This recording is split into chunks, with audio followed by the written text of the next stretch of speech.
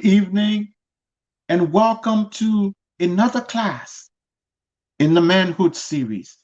I'm Pastor Chandler Freeman. I'd like to welcome you to class 3. And the topic this evening is man's relationship with his wife. But before I get into our lesson today, I'd like to talk about a podcast announcement. There's been a change in our time.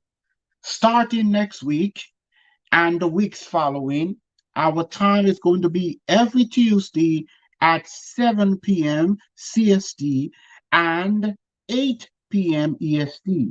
We're forever grateful to all our followers and our listening audience far and wide. We apologize for our change in our time, and we hope that you continue to follow us to get our sound content. Thanks to everyone for your continuing support.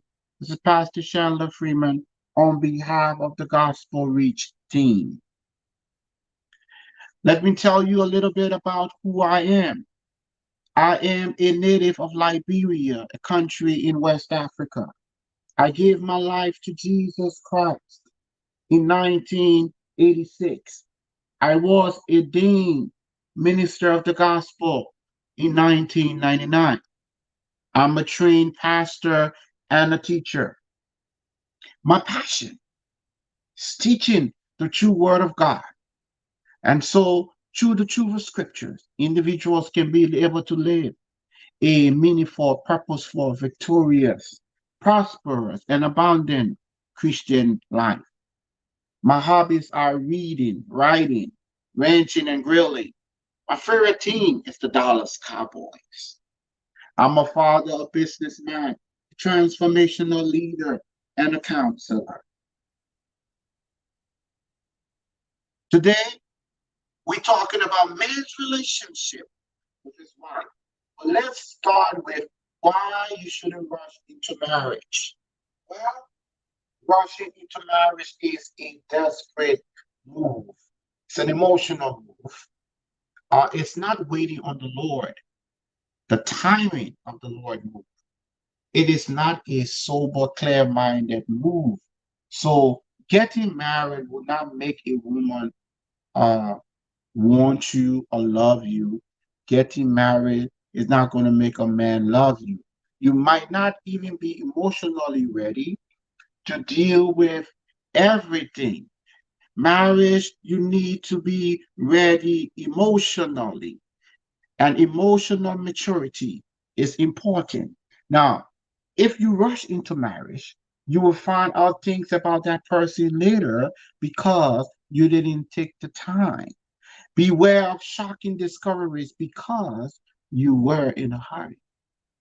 Now, so it's important to get to know that person. Now, marriage it is not a solution to insecurity. It's not a solution to low self-esteem. You're not going to low self-esteem go away because you got married to the gal or you got married to the boy. Marriage won't take away the insecurity and the low self-esteem.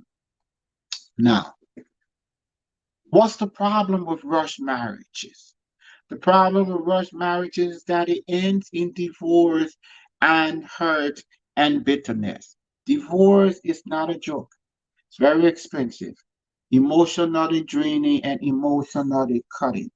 And so these are reasons why we shouldn't rush into marriage. But this is the thing. How can you detect the running to the altar syndrome? We're talking now in this class, the third class, man's relationship with his wife, running to the altar syndrome. Now, this is where a person always had this fantasy. They always had this wedding fantasy, the fantasy of the suit. For the woman, the fantasy of the dress, putting the rock on your fingers.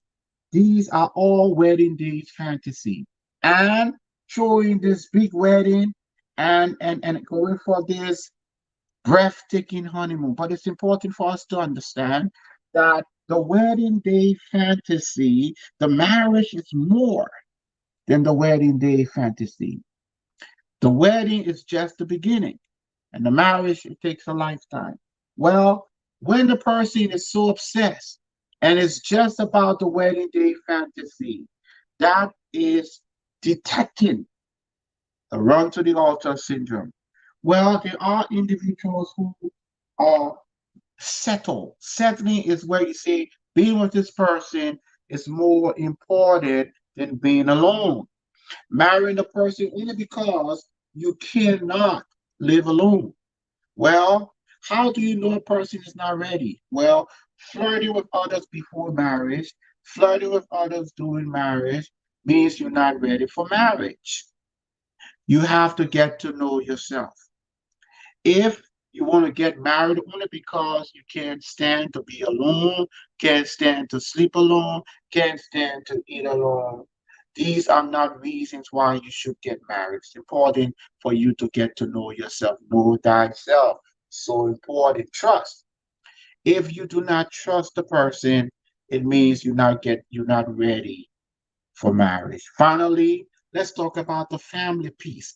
The family piece is an important piece when it comes to man's relationship with his wife. Well, you're not ready for marriage if the family meet hasn't happened. It's important for you to meet her family.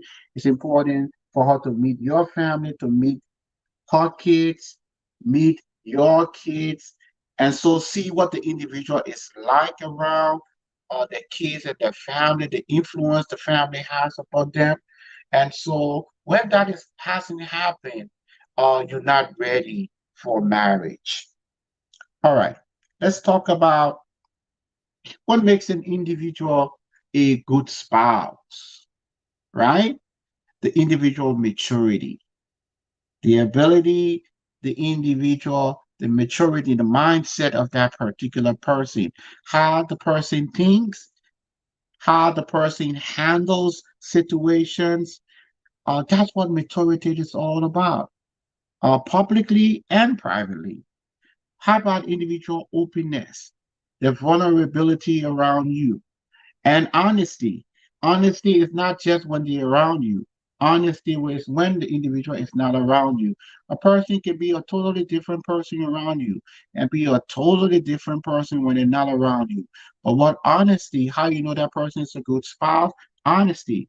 The consistency of that individual character. The person is the same when they're around you and when they're not around you. And so honesty, integrity, doing the right thing, affectionate, respect is important. Now, we don't grow up just respecting. It's a discipline, it's a culture, something you have to practice, something you have to work on. But you all have to respect each other for the relationship to be a good relationship and for that individual to be a good spouse to you.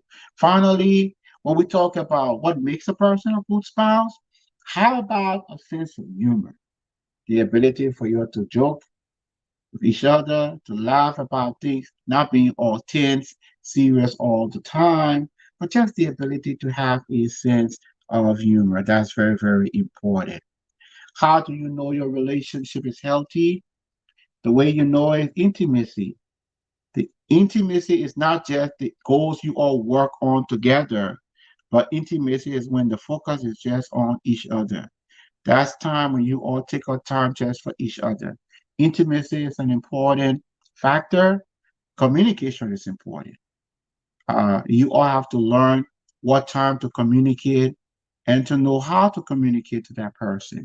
Also, making time for the relationship. How about fixing small things? Don't let things pile up. Fixing small things, because if you don't fix small things, they do become big things. Let me talk about M&M. I'm not talking about the chocolate now.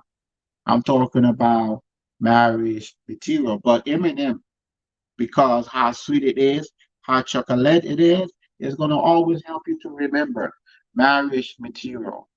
The partner has to be a partner that self reflect. That person knows how to withdraw. That person has a quiet life, a private life. The person is not just all there all the time. The person journals, the person is reflective. Well, we're talking about marriage material. But what good is reflection without regulation? What good is reflection without correction? What good is reflection without discipline and putting it into practice? And so when you reflect, it's important to move from reflection to regulation to correction and making the adjustment. And so that's very, very important. How about communicating clearly? Marriage material, the ability to communicate clearly. That's very important.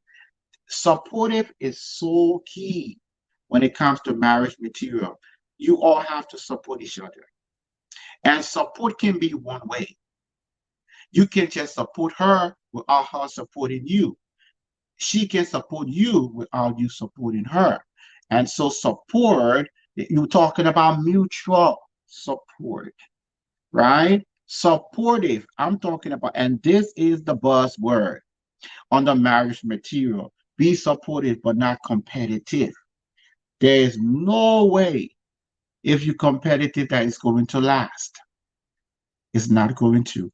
But supportive, you all have to support each other. We're talking about having a value system overlap, shared values. So self-reflection, regulation, communication, supportive, finally having godly values and good values. Suitable partner. Why did I start with this concept? Because it's a biblical concept. But for the man, there was not a suitable partner. But suitable is the biblical nomenclature. It's important for us to understand that. God said this is good and this is good. But God said it's not good for the man to be alone. And so God created a woman to be his suitable partner. The animal is not the suitable partner for the man. The man is not the suitable partner for a man. A woman is not a suitable partner for a woman, but a man and a woman. When we talk about a suitable partner, we talk about a partner that respects you, your best friend. Also shows unwavering commitment, communicates clearly. Now, I talk about suitable partner. Now I'm talking about compatible partner. And the reason why I didn't start with compatible because a man can be compatible, a woman can be compatible, but that's not the biblical term for suitable. God said the woman is suitable for the man and the man is suitable for the woman. Now, compatible, now after you suitable God's way, it's important for you all to be compatible. Radical honesty, mutual support, exceptional sense of humor. These are so important qualities. Now, how about pay for sex? Should you? Should you pay your wife to have sex with her? No, you shouldn't. Because now she's no longer a wife. She's an object. She's a thing to be used, a prostitute. And so a husband should not pay for sex. Husband shouldn't bribe his wife, say, have sex with me, I will buy you a car, I'll buy you jewelry, I will take you out. And a wife shouldn't give sex for favors. Sex should be a thing that a wife give. Sex should be a thing that a husband give because they're in love with each other and they want to share that intimacy. But it shouldn't be pay for sex. Not there is no pay to play. Let me talk about unhealthy couple. First Kings chapter 21. Is it the pericope that has to do with King Ahab and Jezebel? You're talking about a unhealthy couple in the Bible. Ahab saw the vineyard. He wanted it. He went to the owner. The owner said to him, Ahab, my vineyard is not for sale. Ahab couldn't accept no. And that's the problem. You have to be able to accept no. The guy wasn't selling his vineyard. Well, Ahab goes home, he's pouting. But Ahab, this vineyard, you're king in Israel. You can have another vineyard. But Ahab is not content. And greed runs amok. So Ahab tells his wife Jezebel, she says she will handle the situation. This led to the guilt, killing of an innocent man just because of his vineyard. Jessica got the sons of Belial to lie on that man, to accuse the man. And so this is what an unhealthy relationship looks like. The man being a better man, not making the decision he ought to make. And Jezebel being an enabler. Let me talk about role playing. This is the question. Should a wife be a lady in the street and a freak in the bed? That's the question. Well, I think a wife should be diplomatic publicly. And there's some things that you see, you need to have a private life and you need to have a public life. Diplomatic, diplomatic in public, romantic privately. That's very, very important. Now, this is the question. Should a wife support a husband financially? Yes, there are exceptions. An exception, you a job lost, the man was working, he lost his job. How about illness, sudden illness? There's nothing wrong with the wife supporting in these cases. But it's important for us to understand in this class, it is the man's responsibility to support, to protect his wife, protect his family. Let me talk about the 50-50 marriage. Should marriage relationship be 50-50 financially or 100-100 financially? Well, a wife who is a professional is going to work. An educated woman, she's going to work. Well, they shouldn't be splitting finances. They're not roommates. A partner shouldn't use her or his money on only on himself. So the partner shouldn't say my money is your money is mine and yours, my money is mine and yours is ours. That shouldn't be happening in the marriage. Let's talk about how to avoid the ruin. Well, don't live with in-laws or establish boundaries when it comes to friends, it comes to in-laws. Uh, control your buddies, have a control on the other sisters, her friends, your friends, in-laws. Establish boundaries, enforce boundaries, stick to boundaries. Don't allow your mother-in-law or father-in-law to sabotage your marriage. Also, you all have to spend time with each other. You all can be spending time with kids or spending time with other goals you all have. Spending time with each other is so important. How about handling conflicts? Conflicts are inevitable, but we have to learn to manage it. So you have to work on how am I going to express myself, even though I'm angry, or maybe I need to wait. Let me take a break. When I calm down, I might be in a better position to communicate constructively. You see the picture in the PowerPoint where they're going at each other. That's not a way to express yourself constructively. Acknowledge each other's feelings, make decisions together. Don't make a decision and then you come and tell the other person. Keep each other in the loop. Okay? Keep a positive attitude. Be peaceful. Be peace loving. Don't let things pile up without addressing them. It's very, very important. Let's talk about sex in the marriage. Sex is not dirty. Sex is not filthy. God created sex. It's a good thing. It's a godly thing. Sex in marriage, 1 Corinthians chapter 7, verse 2, 5. 1 Corinthians chapter 7, verse 8 and 9. God is the one that created sex, sexual intercourse. It should be spicy, pleasurable, enjoyable, sensual, playful, exciting. What's the purpose of sex in Genesis chapter 2? It consummated the marriage, right? So that's what the honeymoon is all about, the consummation of the marriage. But then, purpose of sex, procreation, having children. But then, there are cases where individual won't have children, but will be married. You have companionship. So you have companionship, you have procreation, consummation, and then how about love and pleasure? These are things that God created. And so sex expresses love and pleasure in the relationship. How about friendship in marriage? Well, couples, married couples ought to be friends, not enemies. This means developing a culture where you all are open to one another.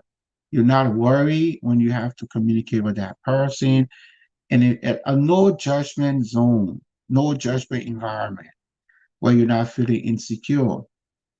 And it's important for couples to not do things to each other to make that other person feel insecure. How about not talking about the ex all the time? Not but so because there are things that you can do to make that other person feel insecure. So make sure that you work on things where the other person is not feeling insecure.